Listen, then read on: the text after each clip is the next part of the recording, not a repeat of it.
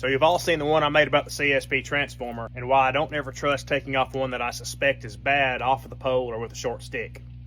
I took this one offline because I had 0 voltage. I thought the transformer was bad. Here's that fuse I was telling you guys about.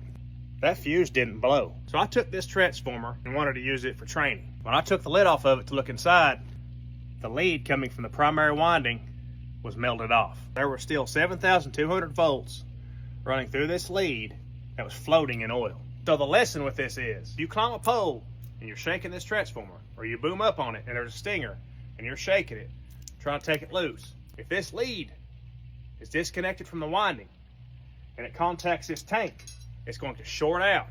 And when it shorts out, it can potentially build pressure from that arc.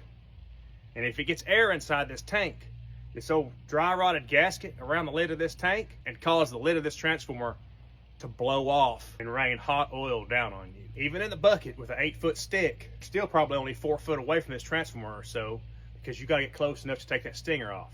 And when you start working that stick, shaking this lead, it can contact that tank. I promise you this has happened before, and I just want to stress how important it is that if you have 0 voltage on a CSP transformer, get as far away from it as you can to take the stinger off if it is on a clamp directly to the line. I think most companies are starting to hang cutouts above these, but I know not all have. But this is a perfect example of that video that I made earlier, that this fuse inside the transformer doesn't always blow. That fuse should blow if the transformer has faulted or shorted out. You can't trust things that you cannot see. So if you show up and have 0 voltage on the secondary side of a CSP, I urge you to take the stinger off from the ground if possible, as far away as you can. Because if that lead's hanging in there and it makes contact with that tank, short out, build pressure, hot oil bath, fireball.